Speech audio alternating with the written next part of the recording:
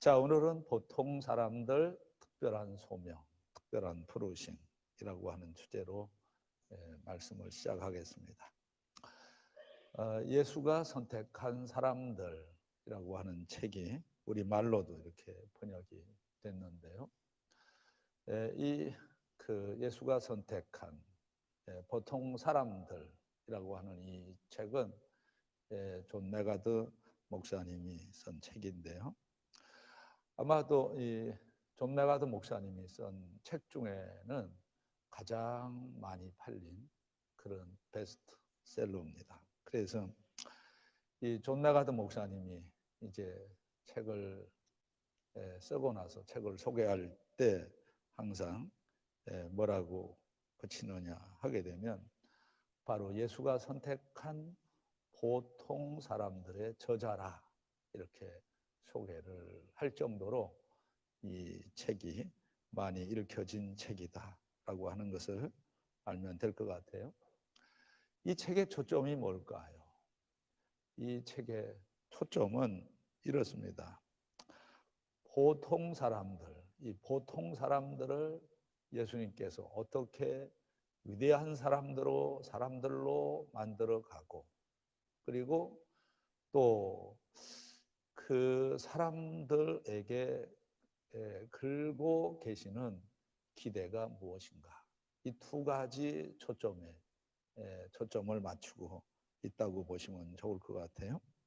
보통 사람들을 어떻게 해서 위대한 사람들로 이렇게 다듬어 가시고, 그리고 그들에게 걸고 계시는 원하시는 기대가 무엇인가 라고 하는 그런 내용을 담고 있습니다.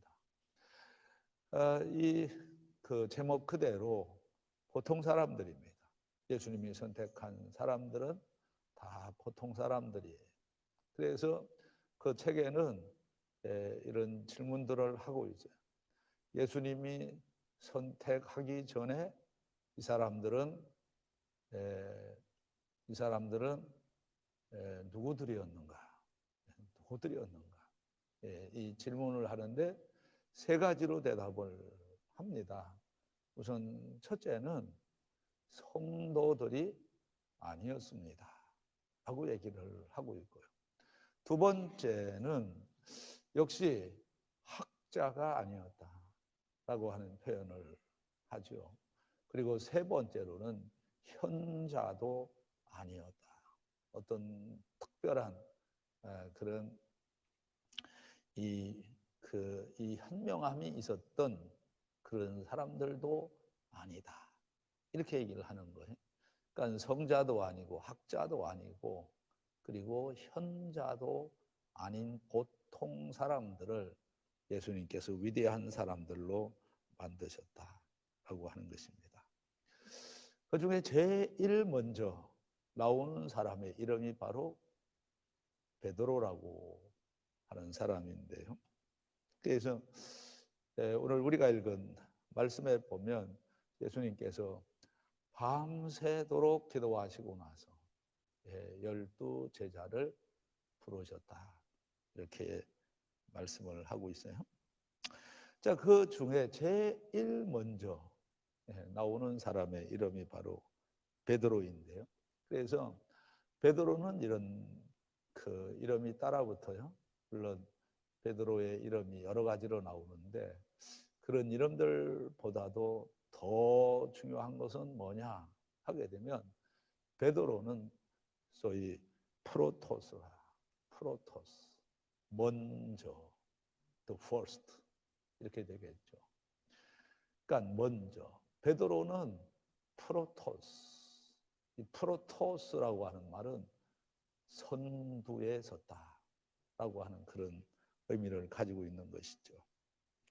자, 그러면 이 베드로에게 특별히 그 12 사도로 선택을 받을 만한 그런 기준이 있었고, 그리고 베드로가 선두에 설 어떤 자격이 있었느냐라고 하는 물음에는 아니다는 거죠.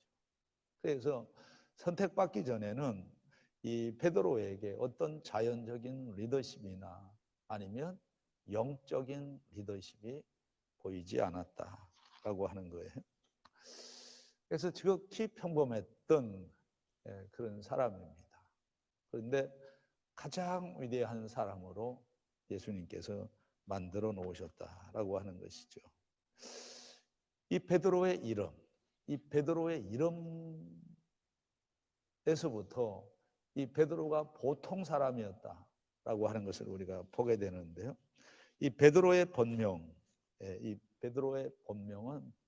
다 잘 아시죠? 시몬이죠, 시몬. 그래서 베드로는 이름을 성경에 보면 세 가지로 써죠.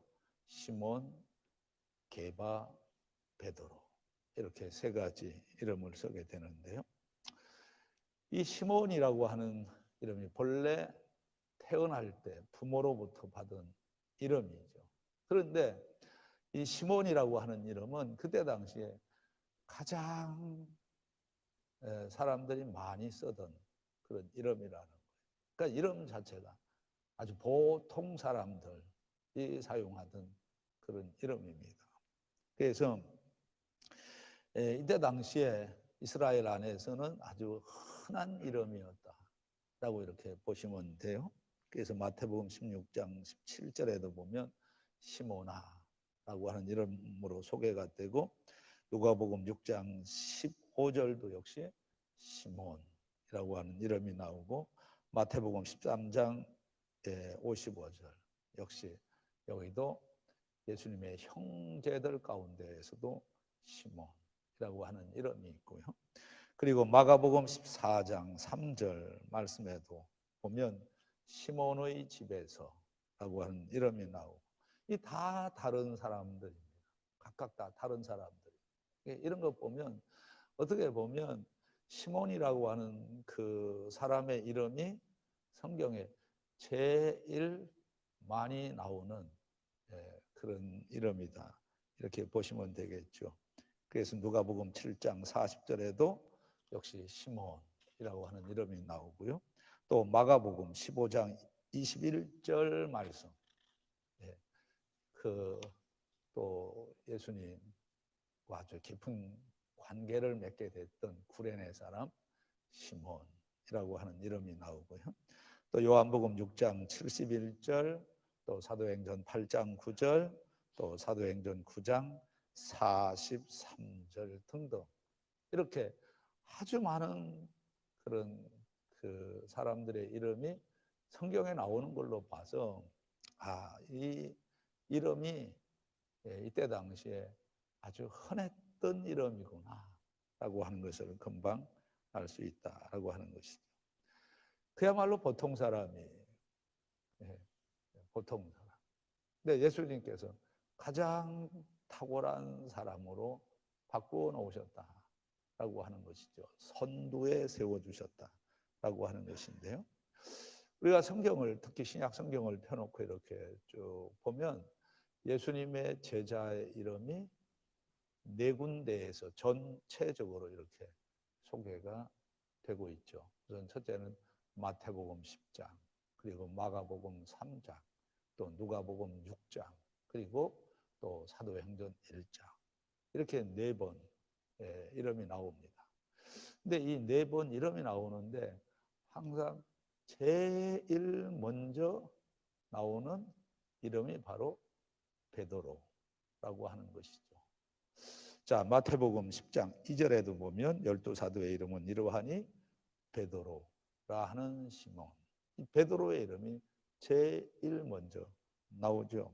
또 마가복음 3장 16절에도 보면 이 율도를 세우셨으니 시몬에게는 베드로라 하는 이름을 두하셨고, 또 오늘 우리가 읽은 말씀이죠. 이 누가복음 역시 이 13절 말씀에 이제 보게 되면 역시 12를 택하여 사도라 칭하셨으니 14절에 곧 베드로라고도 이름을 주신 시몬과 이 베드로의 이름이 제일 먼저 나옵니다. 그리고 역시 또 사도행전으로 가서 보면 사도행전 1장 13절 가서 보면 들어가 그들이 유하는 다락방으로 올라가니 베드로. 그래서 이 베드로에 대한 이야기만 했는데요. 이 이름 나오는 이 질서를 보게 되면 아주 굵은 흐름이 하나가 있어요. 그게 뭐냐 하게 되면 베드로의 이름은 항상 먼저 하나님께서 선두에 세우셨고요. 근데 항상 제일 마지막에 소개가 되었던 사람이 바로 가룟 유다입니다. 근데 이 네 군데를 딱 놓고 보면 한 가지 아주 두드러진 특징이 하나 있어요. 그게 뭐냐 하면 이 복음서에는 이 가룟 유다의 이름이 걸쳐서 나중에 나오긴 했지만 그 이름이 나오죠.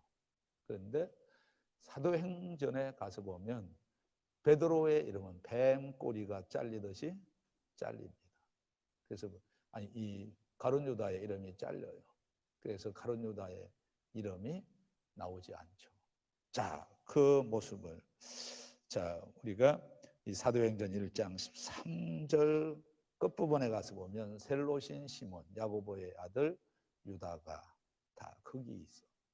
그리고 이어서 가룟 유다의 이름이 나와야 되는데 가룟 유다의 이름이 나오지 않고 있다라고 하는 것입니다. 자, 여하튼 여기서 이제 중요한 것이 뭐냐 하게 되면 이 베드로의 부르심에는 아주 특별한 어떤 미션이 있었구나라고 하는 것을 우리가 금방 알 수가 있다라고 하는 것이죠. 왜냐하면 이 베드로의 이름이 항상 앞에 나왔기 때문이다라고 하는 것이죠. 자, 그렇다고 하면 하나님께서 이 베드로에게 어떤 목적을 가지시고 부르셨을까라고 하는 것이죠. 근데 이제 서서히 하나님께서 베드로의 인생을 이제 다듬어 가시죠. 그 중에 하나가 뭐냐 하게 되면 이름을 바꾸어 놓으시죠. 그래서 예수님 처음 대면을 하게 되었을 때 예수님이 베드로에게 이렇게 표현을 하시죠. 이름을 바꾸어 주시는 거예요. 그래서 그때 받은 이름이 게바라고죠. 이 게바. 그래서 이 게바라고 하는 이름으로 이제 소개가 되는데요.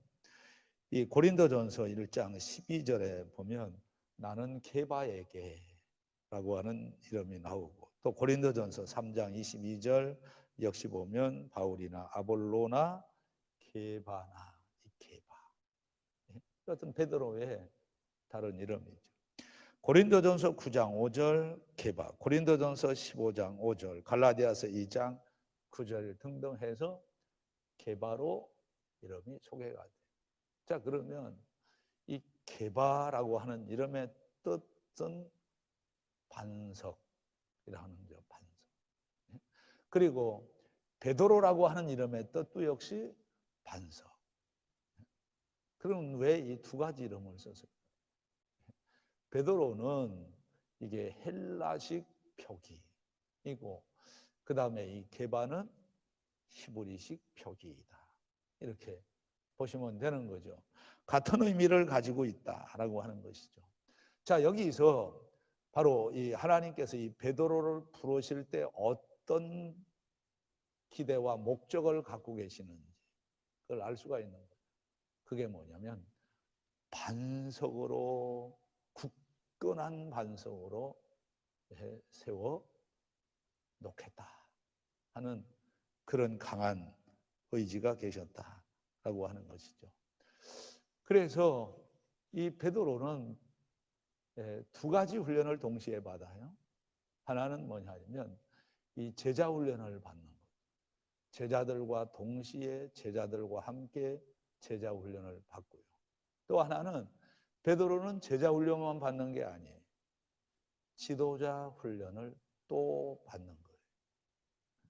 그래서 우리가 성경을 이렇게 펴놓고 보면 이 베드로는 특별하게 훈련을 시켰던 것을 보게 되죠.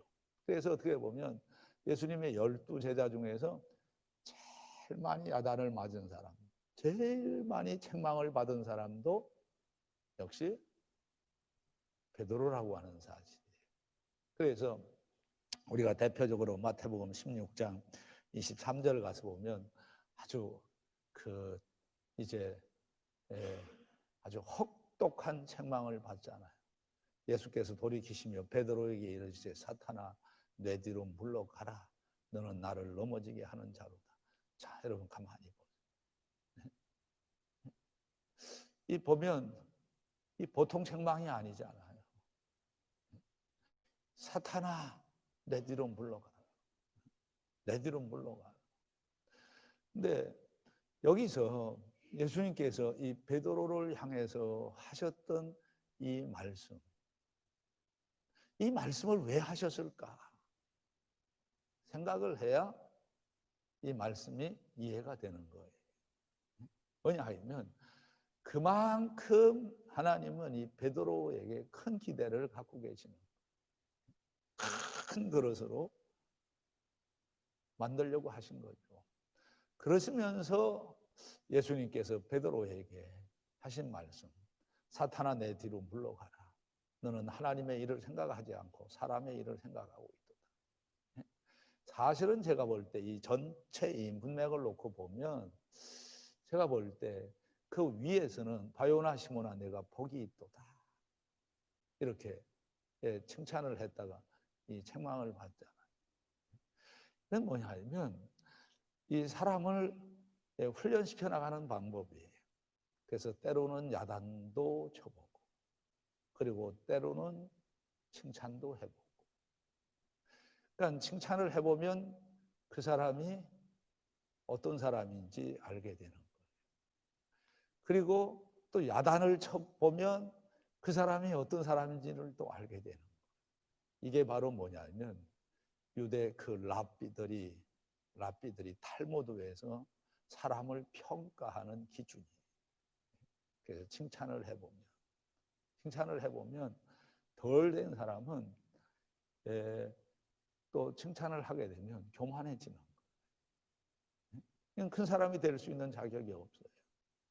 그리고 또 야단을 쳐보게 되면 또 실족해가지고 하는 사람들이 이 또 역시 큰 사람이 되지 못하는 거예요. 그래서 칭찬과 책망을 무난히 소화시킬 수 있는 사람, 이 사람이 큰 일을 할 수 있는 사람이거든요. 예수님께서 번갈아 가시면서 이제 말씀을 하시는 거예요. 근데 진짜 이 문맥 속에서 예수님께서 하시고자 하시는 말씀은 다른 게 아니에요. 이 이야기를 하시죠. 24절에 보면 이에 예수께서 제자들에게 이르실 때 누구든지 나를 따라오려거든 자기를 부인하고 자기 십자가를 지고 나를 따를 것이니라. 그래서 자기 자신부터 디나이얼을 부정을 해야 돼. 자기밖에 모르는 사람은 리더가 될 수가 없는 거죠. 그리고 십자가를 깊이 아는 사람도 역시 큰 그릇이 될 수가 없다는 거예요. 그래서 25절에도 이렇게 얘기를 하죠. 누구든지 제 목숨을 구원하고자 하면 이럴 것이요 누구든지 나를 위하여 제 목숨을 잃으면 찾으리. 이게 뭐냐 하면 이게 제자 훈련을 뛰어넘어 리더 훈련을 시키고 있는 거예요. 그래서 이 베드로에게는 특별한 미션이 주어지게 되는 것이죠. 그래서 결국은 이 베드로가 리더로 아주 우뚝 서게 되는 것이죠. 그러면 이 베드로의 리더십을 제일 먼저 평가받은 현장이 어디냐 하게 되면 그 장면이 우리가 보시는 바와 같이 사도행전 1장 15절 말씀부터 이어지게 되는데요. 이 자리는 어떤 자리냐 하게 되면 가룟 유다가 이제 퇴출이 됐죠. 컷오프 됐잖아요. 그리고 나서 그 자리를 채우는 일을 해야 되는 거예요. 바로 이 사도행전 1장 15절 말씀부터 여기서 이제 베드로의 리더십이 평가를 받는데, 이게 첫 번째 베드로의 리더십을 받는 시험대라는 거예요. 그래서 자, 이렇게 되잖아요. 모인 무리의 수가 약 120명이나 되더라. 그때에, 그다음 같이 읽어봅니다. 시작. 베드로가 그 형제들 가운데 일어서서 이르되. 그동안에는 똑같은 걸음을 한 거예요. 똑같은 위치에 있었던 거예요. 그런데 예수님께서 십자가에 못 박혀 죽으셨다가 부활하시고 그 다음에 승천하시고 난 다음에는 하나님께서 베드로를 일으켜 세우신 거죠. 이렇게 세우신 거예요. 근데 여기에 보면 베드로가 이제 일어나서 리더를 하기 시작을 하는 거죠. 사람을 이제 이끌어 가야 되는 거예요. 그런데 여기 이제 그 진행하는 이 과정들을 눈여겨보면, 이 베드로에게 아주 성숙해진 리더십이 보여진다라고 하는 것이죠. 그러면 이 베드로의 리더십, 어떤 리더십을 보여주셨을까?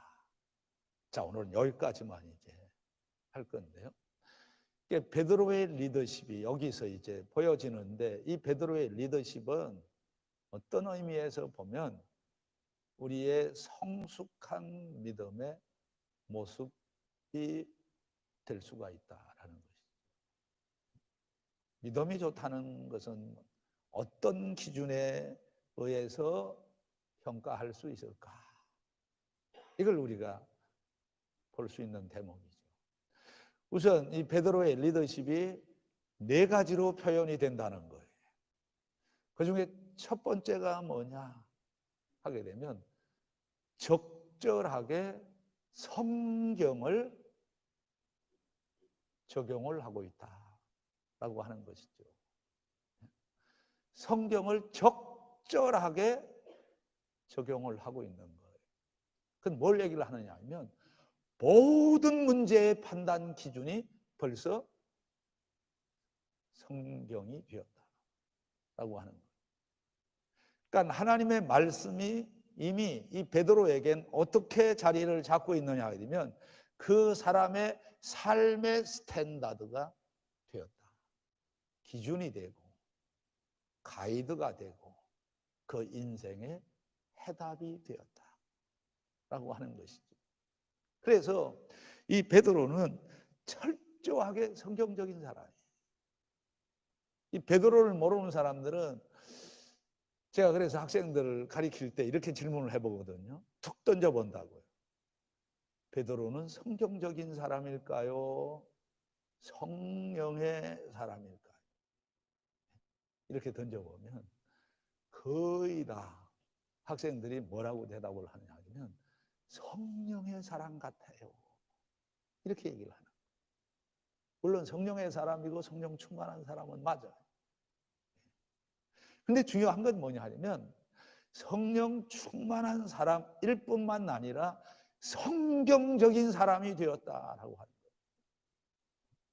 그래서 지금 가룟 유다 대신에 지금 이 마띠아를 이제 새로 이제 뽑는데, 이걸 왜 해야 되고 어떤 절차에 의해서 어떤 기준에 의해서 이걸 뽑아야 되는지를 이야기를 하는데, 베드로가 첫 마디 한 것이 뭐냐 하면 우리는 성경적으로 해야 된다, 이 이야기를 하는 거예요. 그러니까 우리가 여기서 아주 깊이 명심을 해야 될 것이 뭐냐 하게 되면 성경적인 사람이 되어야 된다라고 하는 거예요. 성경이 내 삶의 가이드가 되고 주의 말씀은 내 발의 등이요 내 길의 빛이니이다. 다윗의 고백처럼 하나님의 말씀이 내 인생을 이끌어가고 있는 상태가 되어야 그 사람의 믿음이 성숙한 사람, 이렇게 말할 수 있다는 거예요. 자, 그 예를 우리가 사도행전 1장 16절에서 보게 되는 거죠. 형제들아, 성령이 다윗의 입을 통하여 예수 잡는 자들의 길잡이가 된 유다를 가리켜 미리 말씀하신 성경이 응하였으니 마땅하다. 여기 보세요. 베드로의 신관이 뭐냐?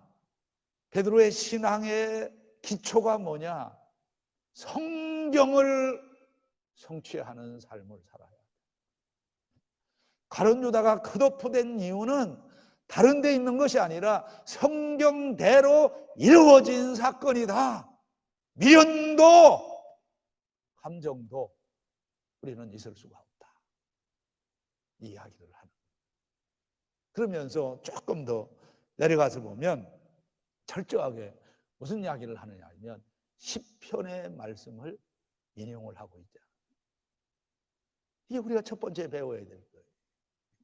그게 뭐냐 하게 되면 성경이 만든 사람이 되어야 돼. 그래서 적절하게 내 삶의 현장에서 하나님의 말씀을 적용하며 살아가는 사람, 이런 사람이 바로 성숙한 믿음의 사람이라는 거죠.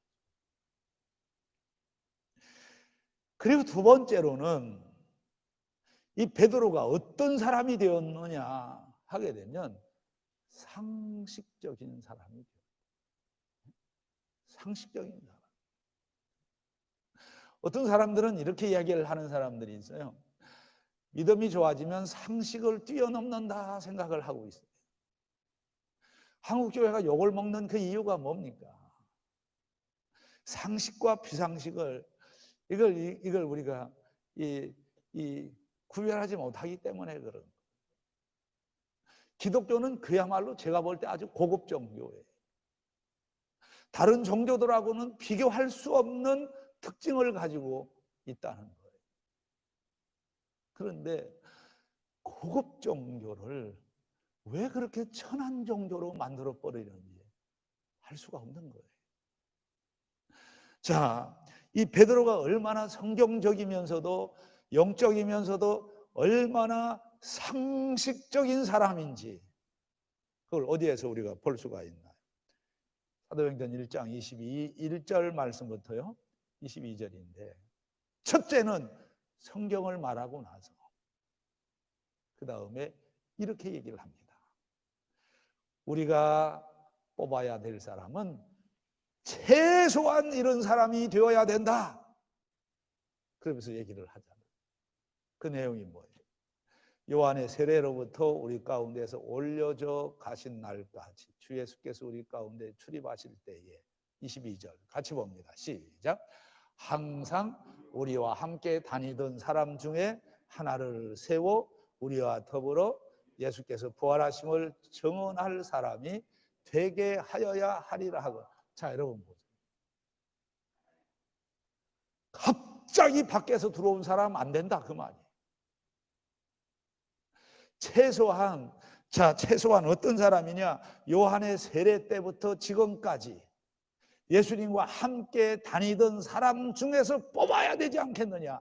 그리고 그는 바로 어떤 사람이 되어야 되느냐? 예수의 부활을 증거하는 사람이 되어야 되지 않느냐?